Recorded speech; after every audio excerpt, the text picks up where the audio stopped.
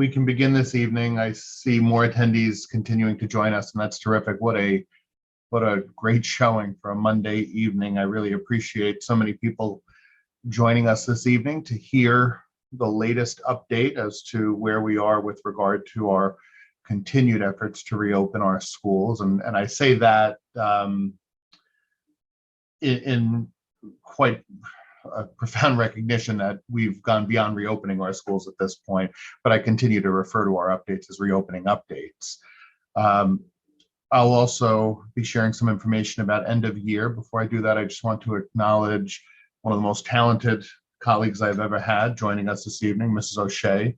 Terrific to have her here. She's been at just about every one of these with me and with us. And Jen Forsberg, many of you recognize Ms. Forsberg's picture on the screen. She has set up each of these, and I really appreciate her giving of her time to be here. Just a terrific director of technology, and we're fortunate to have her here. So we'll begin tonight. Thank you again for joining us. There are a lot of really important points to make. There are matters that impact all of our students, K-12. There are moving up ceremony and high school graduation announcements that we're going to be making this evening, and some details that we're going to be sharing. And so we'll just move right through. Before I do that, I just want to acknowledge tomorrow is the annual school budget vote. It's at French Hill from the hours of 7 a.m. to 9 p.m. Please don't show up to Mohansick School, just in a profound recognition for health and safety for our students and staff in the school building. We moved the vote over 1 year only. It's at French Hill. There will be ample parking. You can park in any of the spots on the circle or any available parking spot, go in, vote, and then depart. It should be a very quick process this year and quite seamless. With regard to French Hill and the budget vote, all of the information's on our website, and it's accessible, and you're welcome to go there to view the information on our school budget. The trustee election is also tomorrow. There are three candidates running for 2 seats. So 2 incumbents, Peter Bisaccia and Jackie Carbone, and Richard Gianasca is also vying for a seat. So 3 candidates for 2 seats. With just a couple more, staying with the spirit of some general updates. Kindergarten registration, there's so many people on this evening's call. If you know someone, you yourself have a child who is starting kindergarten in September. If you have a friend whose child is starting kindergarten in September, please ask them to reach out to Patty Sauber's office, 243-8016, 243-8016. The registration of kindergarten students is always the one unknown enrollment piece. We're able to look at historical trends and understand how our cohorts move through the district and whether we'll gain students in a given year or lose students in a given year. So, and 12 of the 13 grades in our school district are already in the system. So it's a little easier for us to predict the number of class sections that we'll need, and special sections and support sections that we would need. It's always a moving target when it comes to kindergarten, because you have an estimate, but then there are students who have moved in and who haven't yet registered for school. So the earlier the registration, the more prepared we can be from a budgeting perspective, and also be positioned to meet the needs of our students. So if you know of anyone who has a child who is going to be coming to the Yorktown Central School District for kindergarten, we would just ask that you encourage them to reach out to Patty Sauber's office, again, 914-243-8016. Our website has all of the contact information under the Transportation Department's webpage. With regard, just a few more updates, and I'll be brief on these. I know there are some other topics that our community is interested in hearing about. Free lunch continues to be available in our cafeterias. Free lunch is available to all students. I really encourage as many people whose children will have the lunch in our cafeterias to do so.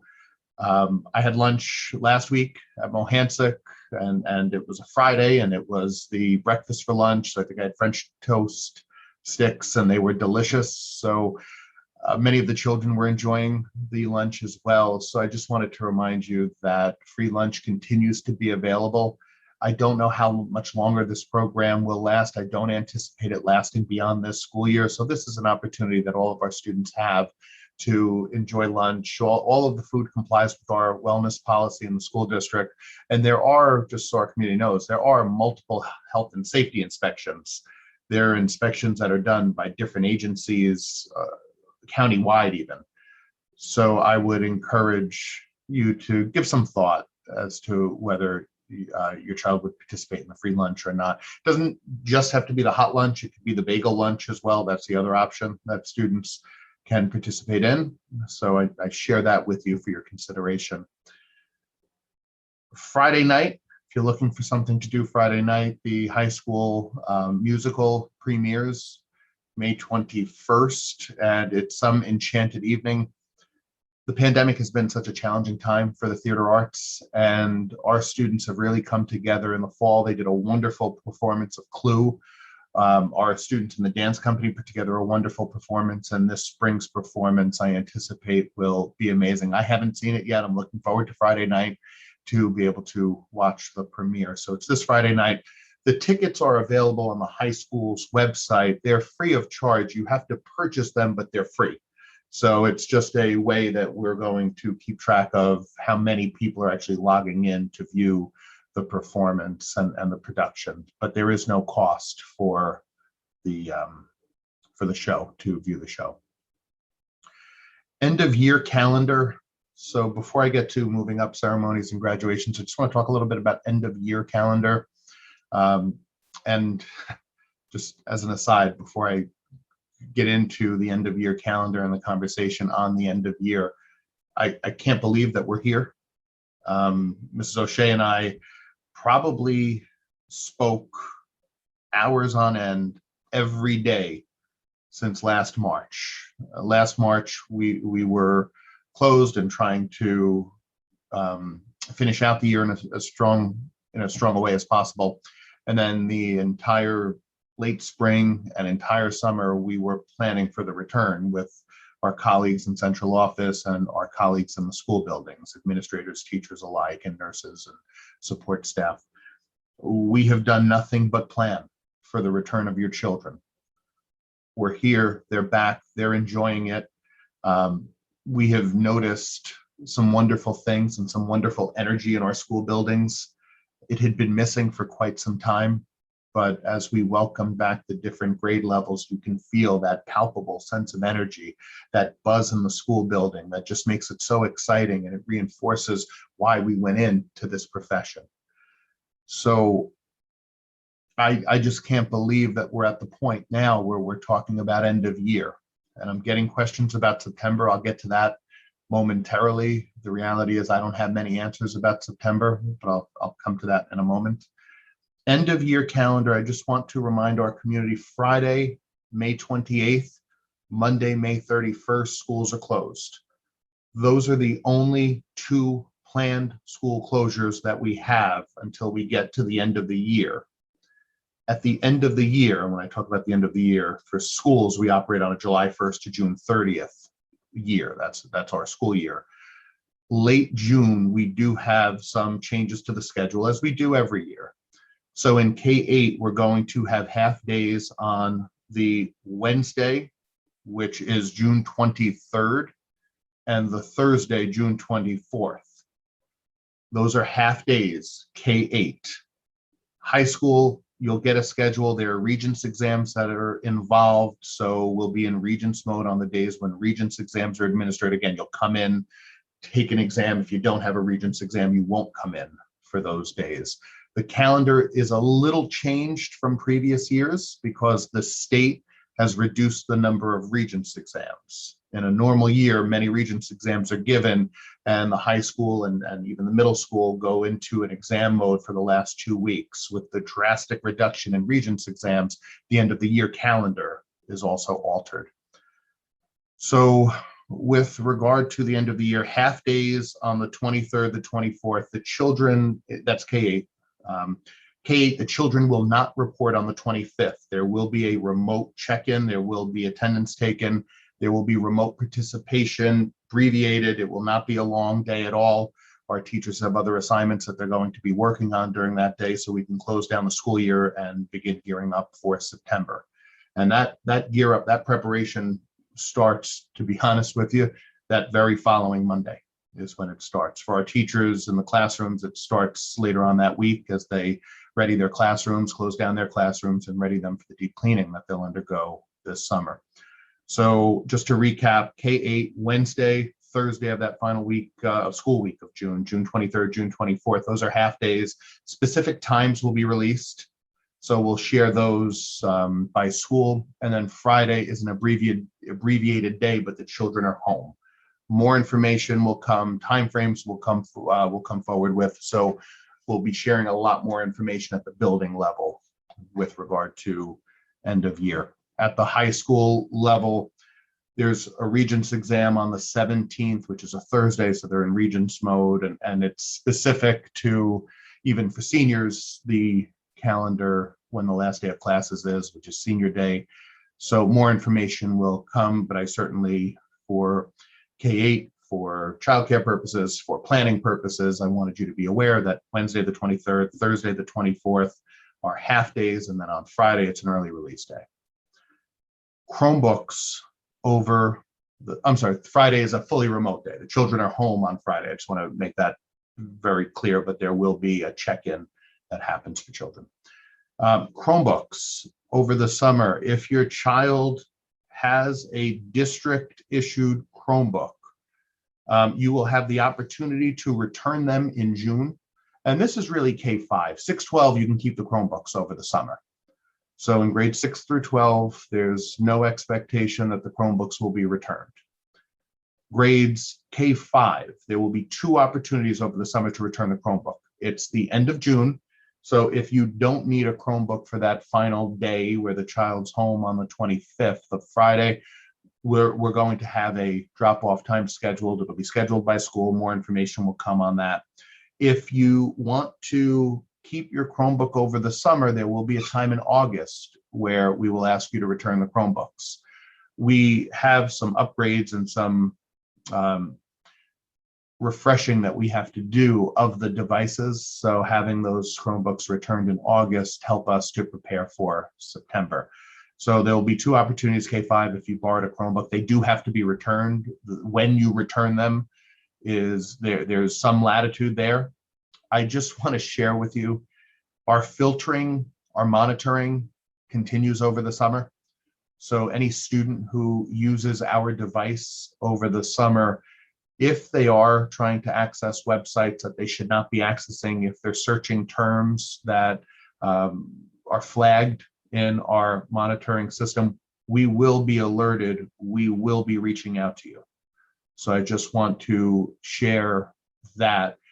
It's still a district device. I understand it's summertime, but it's still a district device, and all of the software that's loaded on district devices remain intact. So I just ask you to be mindful of that. We are going to be offering some summer support programs,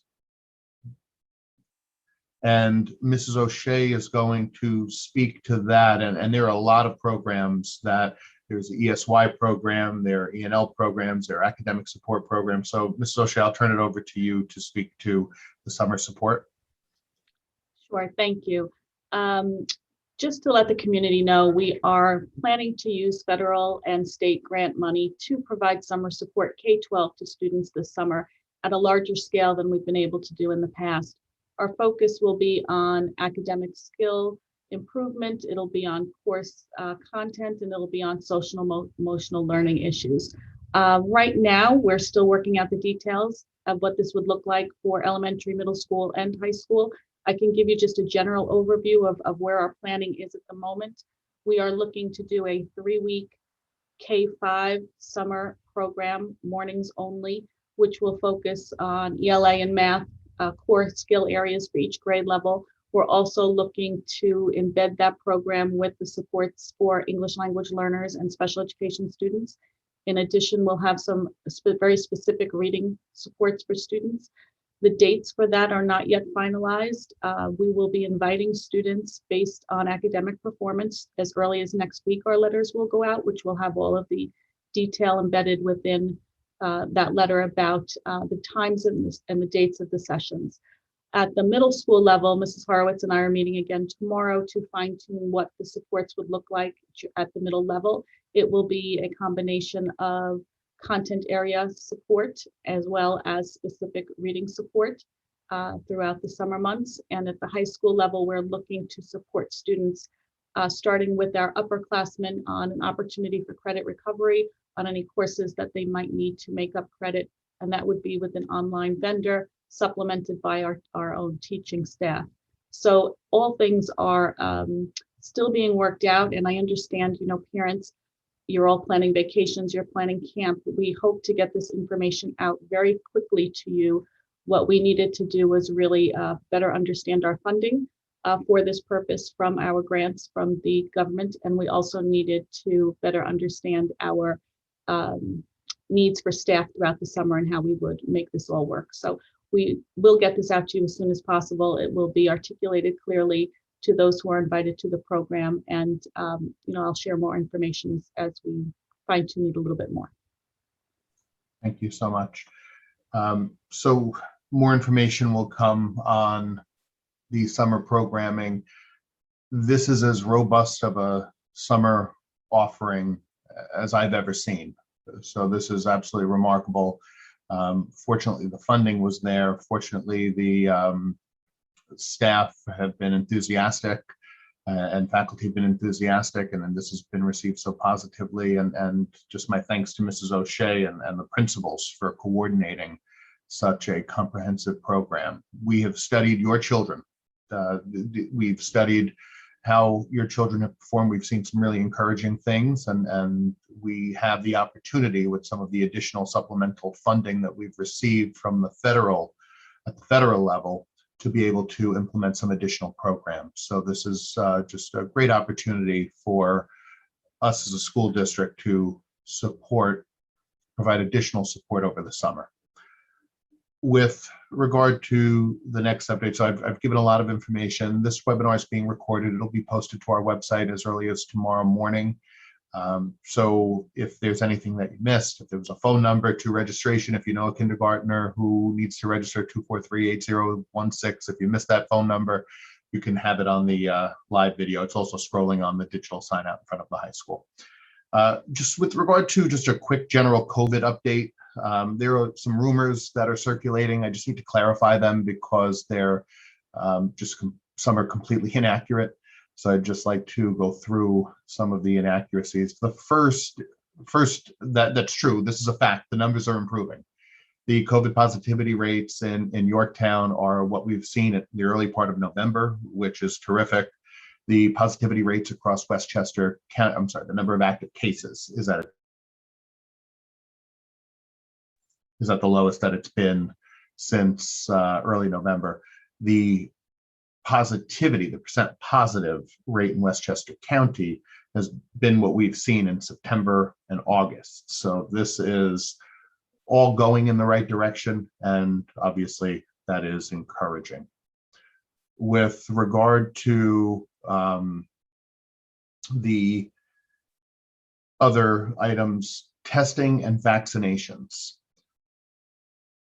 we have received some inquiries about vaccinations and not granting us permission to vaccinate your children. Please know that the school's not getting involved in vaccinations. That's a personal decision that will be made as a family. The school is not hosting a vaccine clinic. I understand that there are some schools in the region that have hosted it, and that's not something that Yorktown will be doing. I understand that the town, which they've done throughout, the town has done a great job of bringing vaccine clinics to the town. So I'm confident that there will be another vaccine clinic through the town with Pfizer, and anyone who's eligible may participate. But please understand, the school is not going to be mandating at this point. We follow direction from the state. So those decisions are made at the state level. We will take our cues from the state. So there have been some, I guess, misguided understandings that the school is, without parental consent, vaccinating children. That's completely false. There's no merit to that. I'm not even sure how that got started. But I just wanted to clarify that today, that there are no vaccinations taking place in the school. I will share, weeks ago over the April recess, we held a vaccine clinic at French Hill, and the town had an issue with one of their facilities. They asked if they could use one of our facilities. And of course, being good community partners, we said yes and allowed them to use our facility, but it was a town sponsored event. The school did not promote it. So I just want to share that. If you do decide to get a vaccine for your child, if you don't, that's going to be a family decision that you make. If a child is vaccinated 2 weeks after they're fully vaccinated, they are not required to quarantine. That's been the most frequently asked question that I've received, is the implications of a vaccination on quarantine. So 2 weeks after the final dose, the second dose, because Pfizer is the only vaccination that's permissible for children under 18, the 2 weeks after the second dose would result in a child not having to quarantine if they're exposed. So I hope that clarifies any misunderstanding about quarantines. With regard to the barriers, we're looking at those. We're looking at having them come down in the near future. We're still working through some of the details. We understand the concern. We understand the benefit. In our K-5 classes, children have snack. They're unmasked at that point. So the talking during eating, it's allergy season, there's sneezing that's happening during those times. We're trying to balance the efficacy of the barriers with the educational impact. And I think we've done a nice job thus far. And we are having discussions about the removal. So more information to come. No final decisions have been made at this point. So more to come, and I think the community trusts us to know that we will make the correct decision here, and we'll make the decision with the health and safety of your children at the forefront. So it may go without saying, I think the community has given us that trust, and we embrace that trust, and we take that trust very seriously. And I think all of our actions to this point have demonstrated how seriously we take that trust. With regard to COVID testing, if you'd like your child to be rapidly tested for COVID, you can reach out to their school nurse. Our school nurses are amazing. They're just some of the most talented people in the field. And we can coordinate a rapid COVID test. For elementary school students, we need the parent to be present. We need a guardian to be present. We're not going to test your child without your consent or your presence. So we can schedule a time to have rapid COVID testing done. It's a very shallow nasal swab. I was going over this with some children in a conversation over the weekend, and the swab that collects a sample doesn't even go in an inch in the nose. It's quite a shallow nasal swab. The whole procedure takes maybe 30 seconds tops, maybe 30 seconds. We generally don't have a wait, and the results are prepared in 15 minutes. So we can work through that. More information to follow. If your child is vaccinated, we're not going to know that. Please share it with the health office of your child's school so that we can be aware. We can look at that when quarantines come.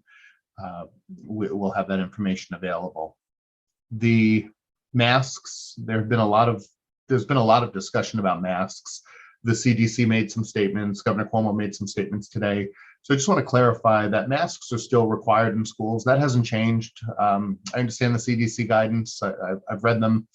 I understand what was said today at the governor's press conference, but even at the press conference today and then a clarifying statement over the weekend by the CDC, it was acknowledged that the mask, if you're fully vaccinated, does not apply in a school setting. So masks are going to continue to be required until we're told by the State Department of Health, which is the entity that really regulates the mask mandates. Until we're told by that organization and the local Department of Health, we're going to continue to require them.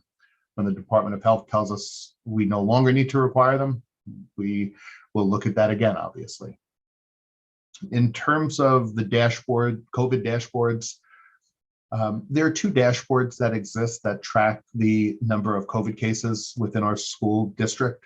There's the New York State dashboard that if you Google New York State school COVID report card, you'll be able to type in any school district you'd like and get that information. There's also the dashboard that exists on our website. That is the repository for the most accurate information. There are times where we're not informed of a COVID positive case.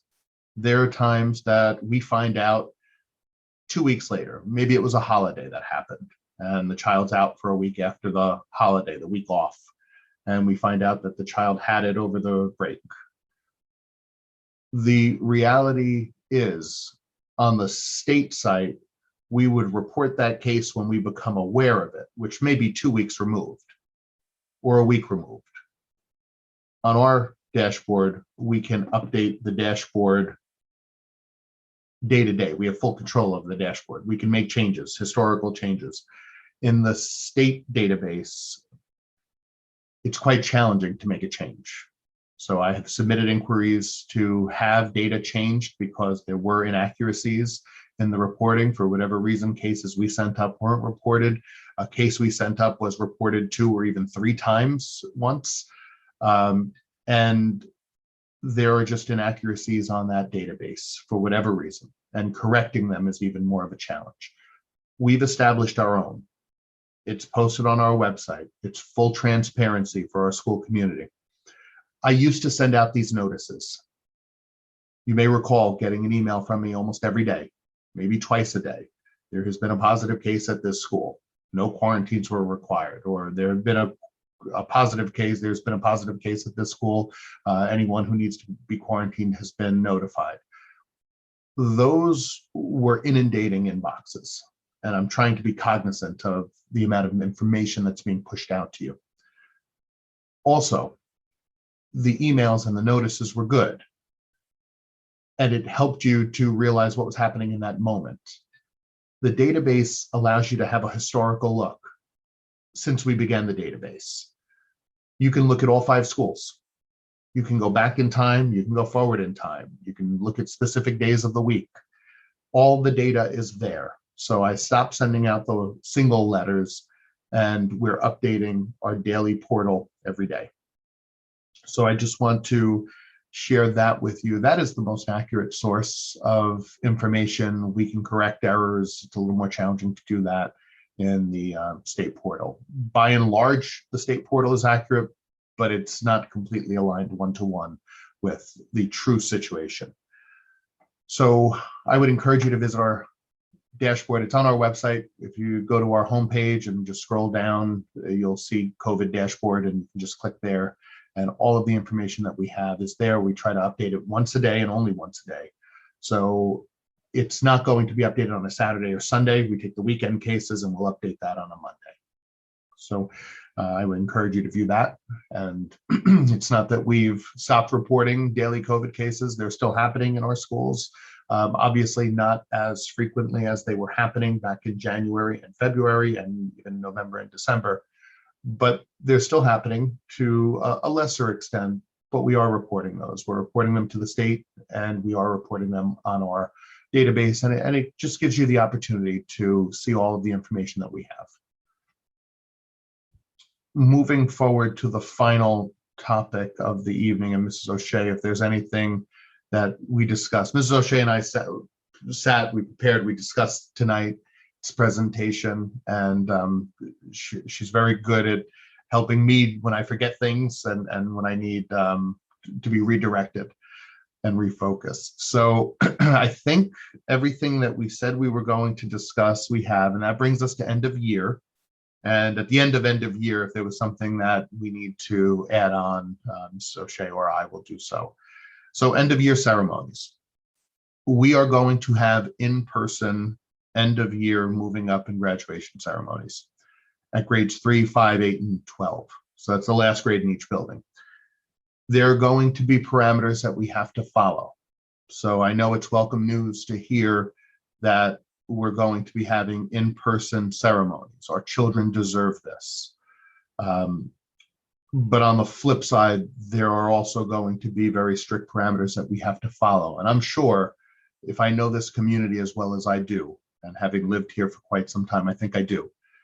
I'm sure some of the parameters are going to will cause a little upsetment or a little concern, but I'm confident, I really am confident that our community will say, you know what, this is for our children. And this is going to be terrific. And big deal, I need to wear a mask. And big deal with some of the other parameters. But our kids are going to have an in-person ceremony. I can tell you, and you know this, you've heard these stories. There are colleges that are not having in-person graduations. There are going to be other high schools that you hear about that are not going to have in-person graduations. Our principals, and I want to commend our principals have done such a remarkable job of planning. And we all, Mrs. O'Shea, Mr. Cole, our principals and I were in a meeting, and I just want to call them out by name. High school, Mr. DeGennaro, middle school, Mrs. Horowitz, Crom-Pond, Dr. Roberts, Mohansick, Mrs. Berry, and Brookside, Mrs. Amerling. I just want to thank them because this is not an easy undertaking. There's a reason why there are so many schools and so many colleges that have decided that a virtual ceremony would be most appropriate. I think you know how committed we are to your children. I think it goes without saying, but this was so important to us to be able to give your children this final send-off for in-person moving up ceremonies to cap out what has been a really challenging year and change. Hasn't been easy. The children are doing great back in the schools. I'm not sure how they are at home. I don't know about that, but I can tell you in our buildings, they are doing a remarkable job. They're happy, they're energetic, they're social, they're learning, and they're doing extraordinarily well. And this is just so important to all of us. So Brookside, the dates here, and I believe I have the dates correct. The Brookside moving up ceremony is June 16th, tentatively scheduled June 16th. The third grade, of course. Mohansick third grade is tentatively scheduled for Thursday, June 17th. Rain dates, we're looking at June 18th, Friday. These are all going to be outdoor ceremonies. So that it's just another consideration, outdoor ceremonies, which may actually make it a little more complicated to have an outdoor ceremony at that level. Crom-Pond, tentative date of June 21st, Monday, rain date Tuesday, June 22nd. Now at the middle school level, so what you have to understand here also, there are so many factors, and I wish I could go into every single one of the factors that go into these decisions, and well, why did you come up with this date, and why can't we do this, and have you thought about that idea? I assure you we have. I assure you we've thought of every one of the ideas that are going to be suggested to me in the coming days. Middle school is scheduled for June 25th. There is no rain date. We can look at the times of the event, but the reality is there is no rain date. High school is scheduled for Saturday, June 26th. Rain date we're still working through. So at the middle school, there is no rain date. We're all in for the 25th moving up ceremony for the 8th grade. There are a lot of considerations here. First of all, it will be outdoor. We're going with smaller ceremonies. I understand the outdoor capacity limits are up to 500. There are distancing requirements that schools have to meet. I understand what the CDC has said. I understand what the governor has said. Those don't apply to schools. I haven't seen that guidance yet. So I'm banking that the State Department of Health will make some logical changes to their guidance. So the plans I'm giving you, I'm taking some assumptions into account.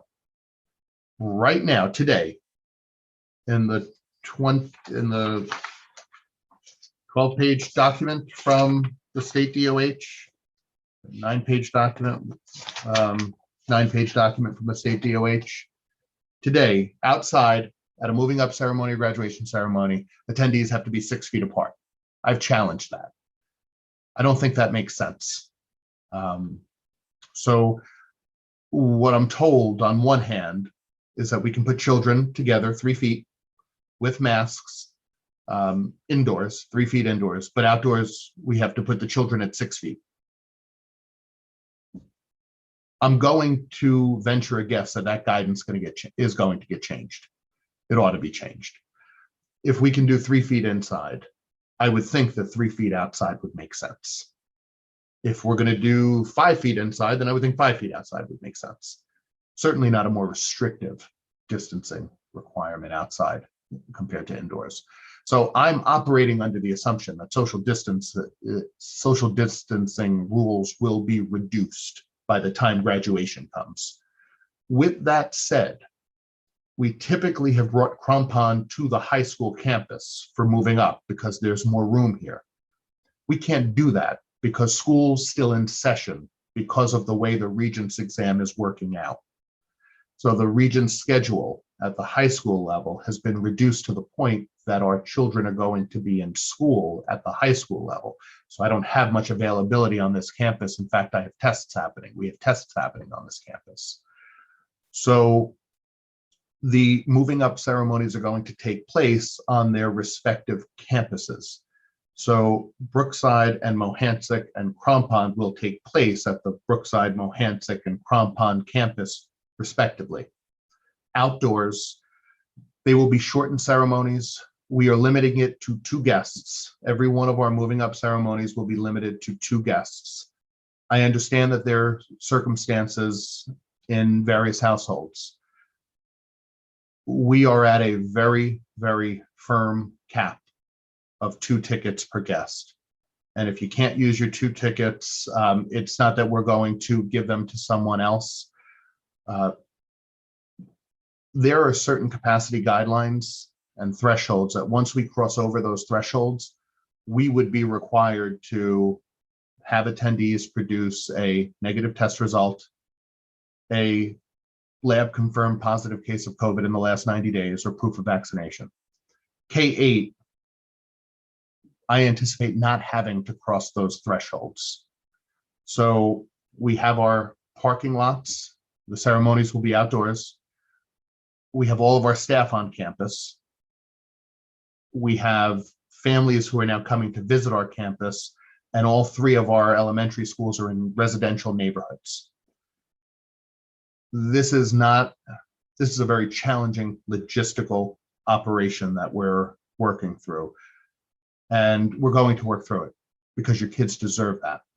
And all of my colleagues agree that your children deserve that. So masks will be required. We're not checking for vaccination status. So I understand the CDC says, well, it doesn't apply to school. I don't know why I'm quoting it.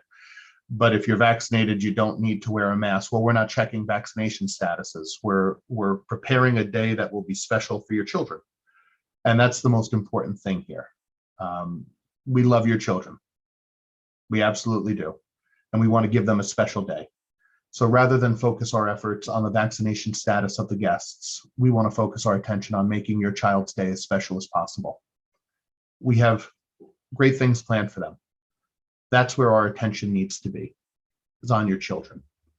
So I understand the mask is not optimal. Those are the rules that we have right now. And those are the rules that we're going to follow to give your children the most special day possible. I look forward to addressing your children. I'm speaking at each of the ceremonies this year. So at Chromebook, we have multiple ceremonies on the 21st. Mohansick and Brookside, we have multiple ceremonies on their days.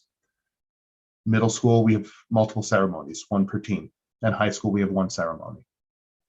I will come back to the high school graduation in a moment.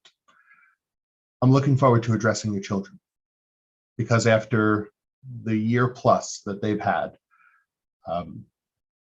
I'm looking forward to giving them some uplifting words going into the summer and going into next school year. They deserve it.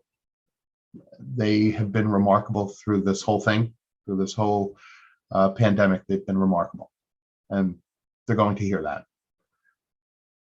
Moving up ceremony day is about your children. And there are a lot of other logistical considerations. We want to be respectful of the neighbors in each of the adjacent streets. So we will be focusing our staff and our efforts on making sure your children are safe, making sure they're happy, and making sure that they have a special ceremony. And we're going to be focusing on the security of the perimeter of the campus, as well as being good neighbors to the homes and streets that are adjacent to each of our campuses. So the good news is we're in person. Some of the things that I'm sharing with you, there is a 2 guest capacity at all of these ceremonies: the 3rd grade, the 5th grade, the 8th grade, and the 12th grade.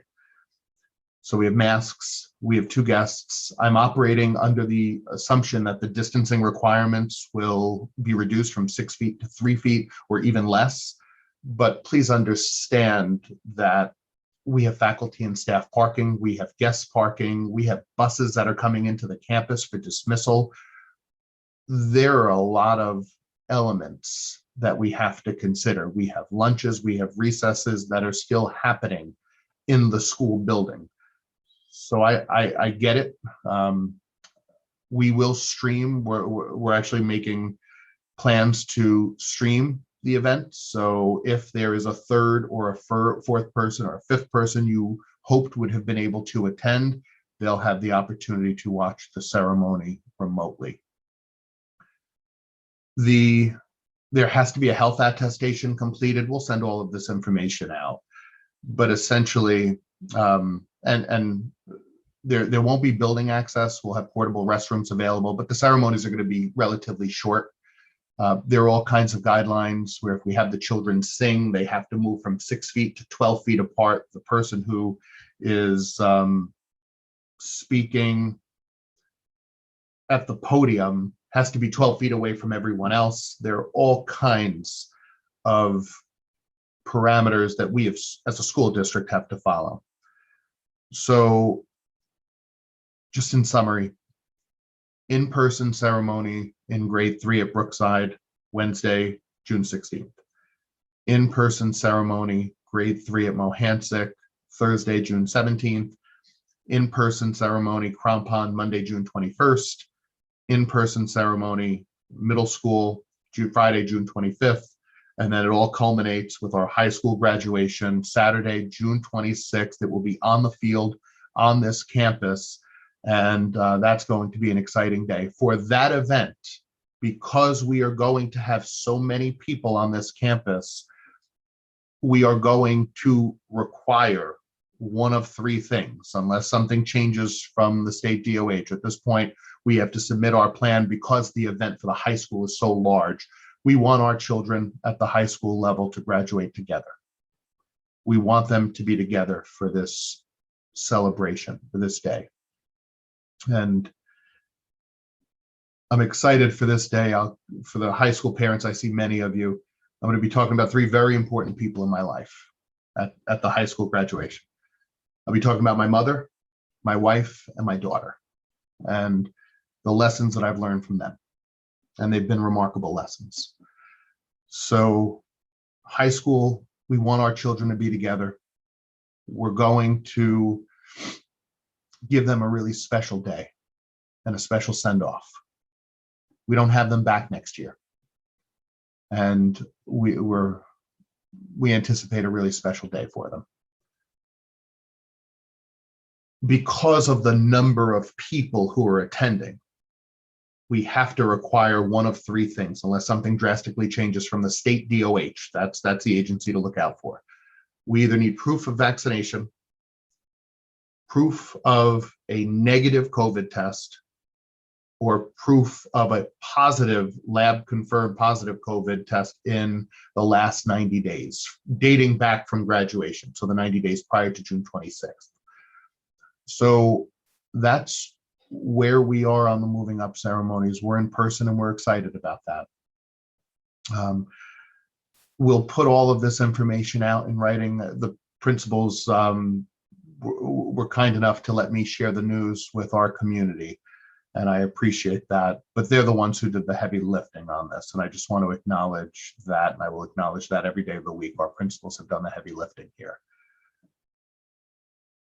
Some of the other news, yes, you will have to wear a mask for the 45-minute ceremony that you're on campus.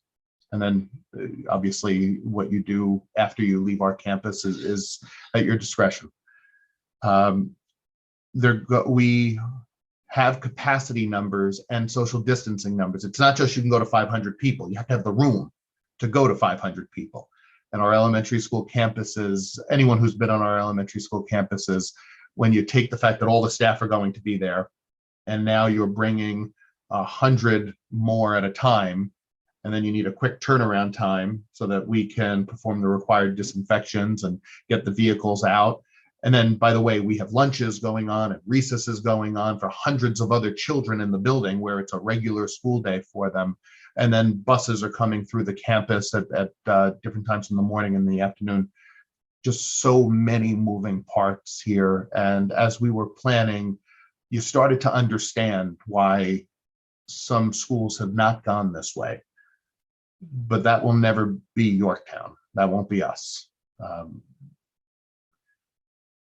We're planning great days for your children. So more information will come, but the dates are the most immediate so that you can plan calendars.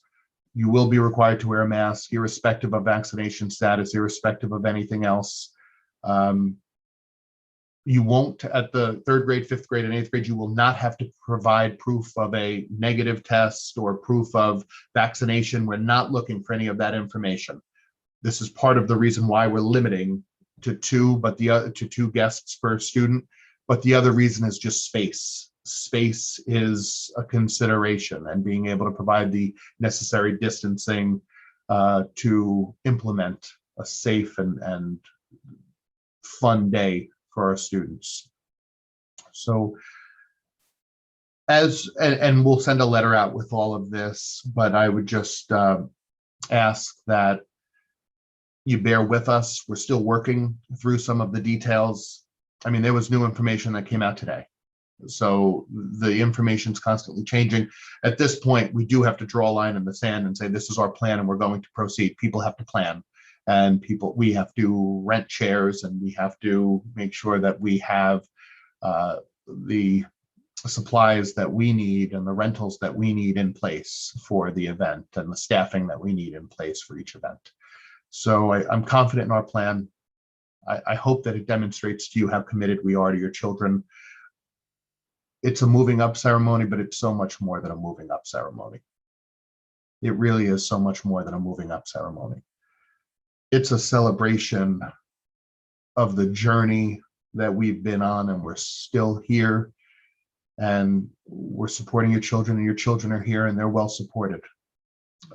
This is so much more than moving up, and we are just delighted to be able to have you back on our campus, have you with your children, hear their name called, and just celebrate that special milestone with them. How will September look? I don't know. I really don't know. If I knew, I'd tell you. I really don't know how September look. Will masks be required? I really don't know. Will you have to do that easy screen in the morning? And please do keep doing the easy screen in the morning. I received a call from the health office of my child's school because I forgot last week. I think we've all had one of those mornings where it just doesn't go the way you planned it. Please keep doing the health screening. And obviously I'm going to keep doing my health screening for my 2 children in the schools. But that's where we are. That's the update as I know it, just full transparency and full honesty as to where we are. And as we know more, we'll share more. And I'm just delighted to be able to talk about end of year with you and see that optimism and that hope and the joy in so many people's faces. I can envision it now. The sun's out and it's shining, and we're hearing our children's names called by their teacher or principal or administrator, and just marveling in the year that was. So I thank you all. Mrs. O'Shea, was there anything that I left out or that I should add or that you should add? I'm just looking at a couple of the questions that I can Oh, answer, yes, yes. or Question. I can speak to, maybe not necessarily, repeat each question, but as Dr. Hatter was sharing earlier, there will be an expectation for K-5 parents to return the Chromebook either at the end of June or in the middle of August. The question was regarding our youngest learners who have iPads. Yes, the expectation will be to return iPads as well, either at the end of June or in the middle of August. Also, I was not clear when I was sharing about the supplemental summer services for our learners over the summer. Mr. Rosen and Mrs. Almeida are very much involved in conversations and discussions around how we can support special education learners over the summer as well. More information to follow there. There is one ceremony only for high school. It'll all be together, which is why the restrictions are greater. We'll have a large number of students on our campuses. K-8, the graduation ceremonies will be broken up into smaller groups throughout the one day that it's being offered. Dr. Hatter, there's a question there that I'm not sure Yep. we can, if you I can see answer. two. There's a question about a car parade for the high school seniors. What I will tell you is I'm in conversations with Supervisor Slater and Chief Noble. I do want to say that Supervisor Slater and Chief Noble have been terrific. Our town supervisor has been so supportive of the work in our schools, and had a great conversation with him. More information to come on that. And certainly Chief Noble and I have had a really long-standing and great relationship. And he is just such a supporter of our schools, and we appreciate Chief Noble. So we'll be in communication. More information to come on the car parade. Feeling optimistic, but more information to come. And there was a lot of question about parades. We weren't sure if parades would be permissible. So at this point, I haven't seen anything that doesn't make them permissible. So in the absence of that, my assessment of the situation is that car parades and parades in general would be permissible. How many guests will be allowed to attend? It's 2 guests for the for any ceremony. It's 2 guests at the high school graduation ceremony. Please keep in mind, we have about 250, 287 or somewhere between 250 and 287 graduating seniors. So when you multiply that by 2 tickets, and then you factor in the students and you factor in the staff and those who are attending, those who are working the event, we're over 800 people at this event. This is a really, really large event to have on our campus. So yes, we do have a very, very strict 2-person guest policy. Question about a specific question about prom. I would ask you to reach out to the high school administration. What I would say is, again, we're really towing the line for events. This is at a private venue. So the capacity that we're reaching at the event, because remember, it's not just, well, the state says you can go to 250. Even at 250, we have between 250 and 287 graduating seniors. So the question is about guests. So the question that I received in the Q&A here is, can a high school student bring a guest with them to the prom? And the answer is no. We would quickly go from 250 to 500 students, or even if 200 children attended the prom and half brought in, that's still 300 people. And the facility where we're hosting the event, that's really towing the line for us. And that doesn't factor in all the chaperones and staff who are there to supervise the event. Rain dates, we're still working through rain dates for the question is high school graduation. Can we provide the rain date? Can we provide the time? That information is forthcoming. We're still finalizing a couple of those details. Saturday, I believe it's late morning, early afternoon is what we're looking at. It will not be a 9 a.m. start, but it will not be a 3 p.m. start. I'm sorry that I can't provide you more specific information on the time for the high school event, but Mr. DeGennaro and his team will certainly send out additional information. There's a question about enrichment programs offered this summer. So we're working through some of, not so much enrichment programs, but some of the academic support programs. There's a question about curriculum that was formed. Tonight's not that update.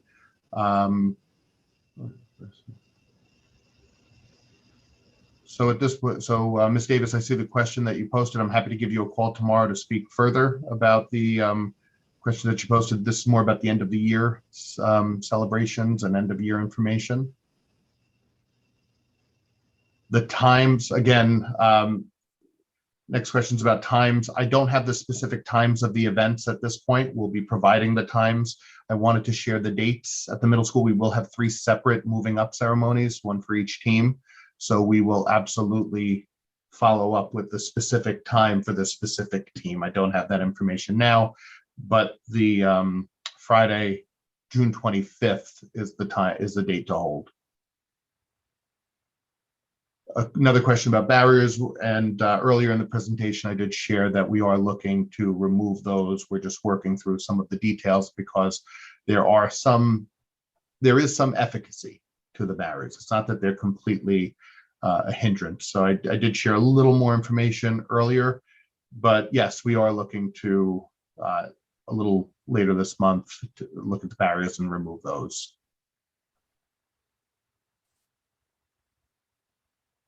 Okay, any other questions?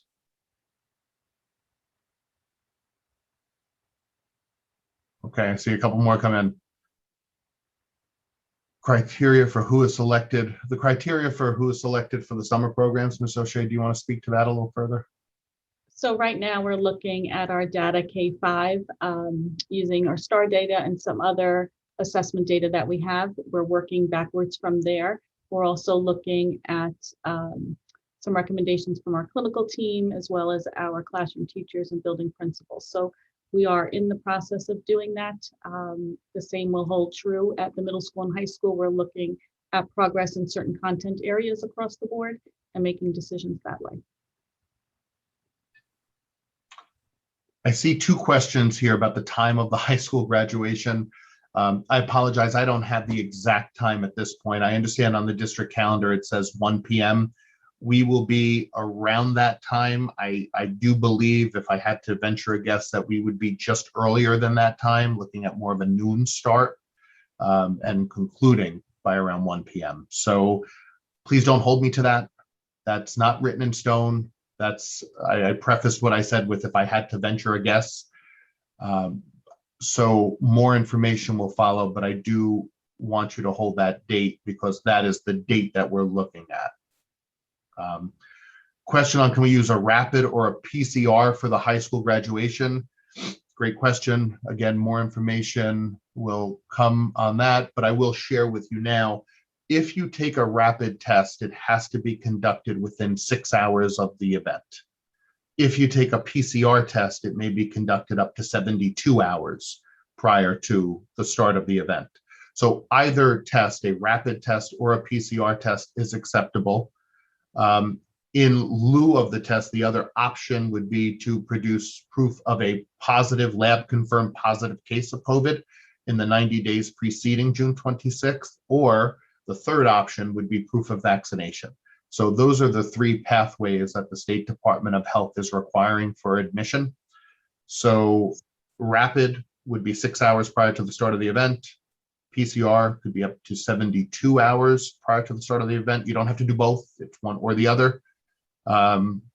Or proof of a positive test result 90 days prior to the graduation date, or proof of vaccination.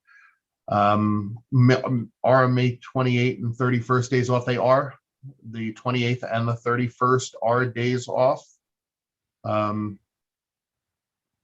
And will our seniors have to take, will our high school seniors, 12th graders, have to take COVID tests to participate in graduation? We are still working through that. As of right now, the answer would be it would have to be one of the 3, either a rapid test or a PCR, or a vaccination, proof of vaccination, or proof of positive within the last 90 days.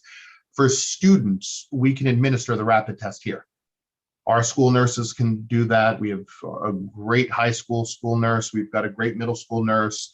I'm actually the third person trained to administer the COVID testing here in the district. So we can absolutely test Only the students.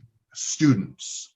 Our licensing does not allow us to test parents or community members. Our licensing allows us to test current students and current faculty and staff. That's it. Our insurance, that's all our insurance will cover us to administer tests to. So we can test a student, and there's no charge for the testing. The results are available in 15 minutes. And that's something that we can work through, and we'll provide details on how to access that service. Again, there's no charge to members of our community for that. And more information obviously will follow. K-5 moving up ceremonies, are they during the school day or in the evening? They're during the school day. These ceremonies are going to be during the school day. All of our ceremonies, even the high school, it will not be in the evening. None of our ceremonies will take place in the evening. Site lighting becomes a little bit of a concern in the evening. So our ceremonies will take place during the day. Okay, lots of questions on time. I understand the times. Please know I understand the times and the questions that you have on times. We completely understand that. We'll be sharing specific times with you.